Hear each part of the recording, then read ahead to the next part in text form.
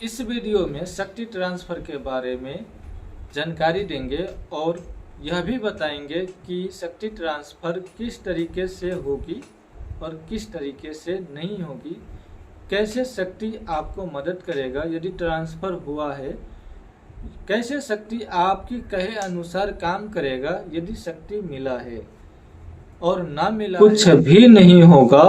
यदि आपको शक्ति मिला ही नहीं तो कुछ होगा कैसे, और क्या शक्ति मिलते ही काम करेगा। और भी कई तरह के आप ही का प्रश्न मैं दोहराऊंगा और उसका जवाब भी दूंगा। जैसा कि आपने हमें जानते हैं कि हम हमेशा सच बोलते हैं, भले ही आपकी मकसद कुछ भी हो, पर कुछ लोगों को हमारी वीडियो ना भी पसंद हो और किसी को उसकी जिंदगी की सच्चाई बता रहा हो। हम तो है ही ऐसे क्योंकि मेरे अंदर हिम्मत भरा है और आपके अंदर डर। मैं आजाद हूँ, मैं मानता हूँ और आप मानते हो कि आप गुलाम हो।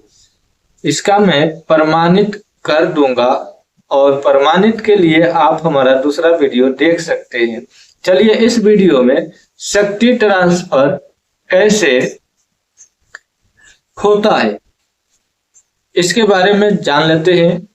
शक्ति ट्रांसफर कई लोगों के मन में रहता है कि नहीं होता है, और ना होने के कई कारण हैं, और शक्ति ट्रांसफर ना होने की ऐसी मानना भी कई कारण है।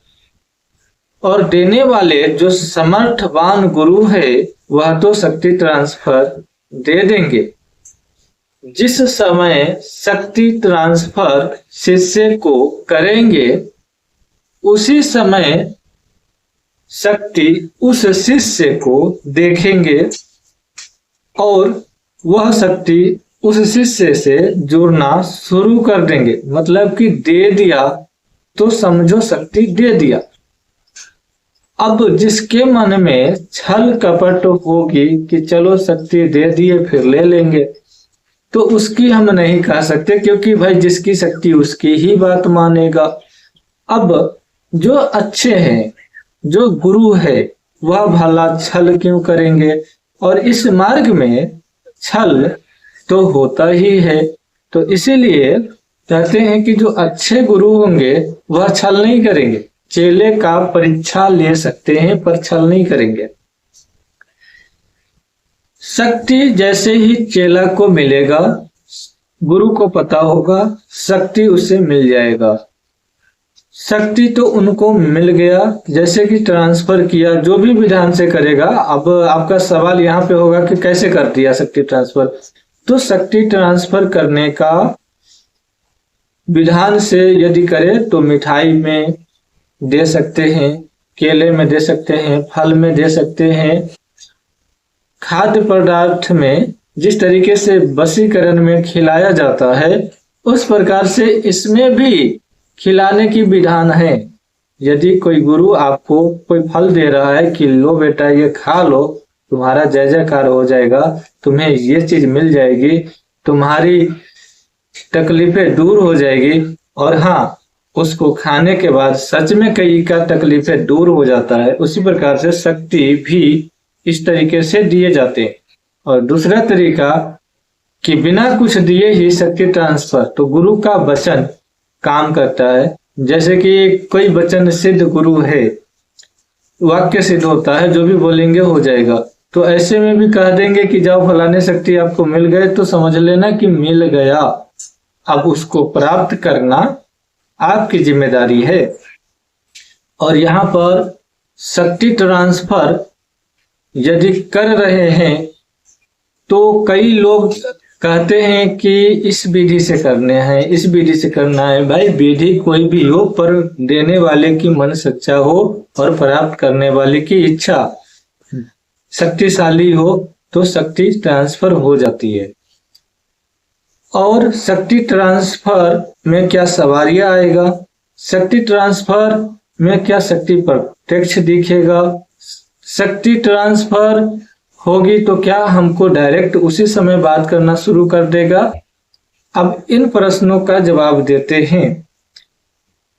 शक्ति जैसे ही आपके पास आएगा, शक्ति यदि उस तरह का होगा तो आपके कान में बैठ जाएगा और वह बिरनी की तरह गनगनाने लगेगा, आपसे बात करने लगेगा।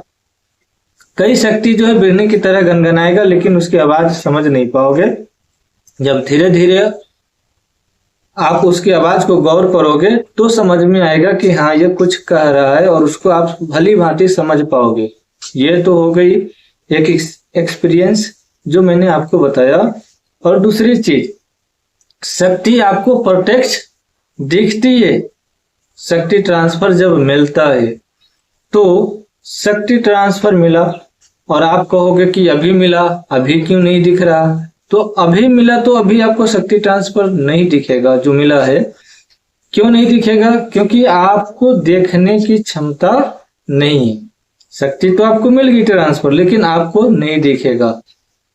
देखने की क्षमता प्राप्त करो, जो भी विधान है वो करो, या गुरु अपनी शक्ति से आपको दिखा सकता है कि शक्ति किस तरीके से आपको मिला है, कौन सी शक्ति मिला है और कौन सा शक्ति आपसे बात कर रहा है। ये सब गुरु के ऊपर है। यानी कि कुल मिलाकर के शक्ति ट्रांसफर होगा, आप जो कहोगे वो सब करेगा। पर देखने का जो रूल है, मतलब कि साधना सिद्धि मेहनत तप त्याग गुरु करे और चेला मुफ्त की रोटी टोरने लगे, यदि ऐसा होता तो राजा कभी साधु बनता ही नहीं। उसके पास धन दौलत ऐसे आराम सब कुछ था, ये सब छोड़ के संन्यास जीवन और साधु क्यों बना? क्योंकि जो मेहनत करता है, जो साधना करता है, शक्ति उसी के अधीन चलता है। तो इसलिए ट्रांसफर होती है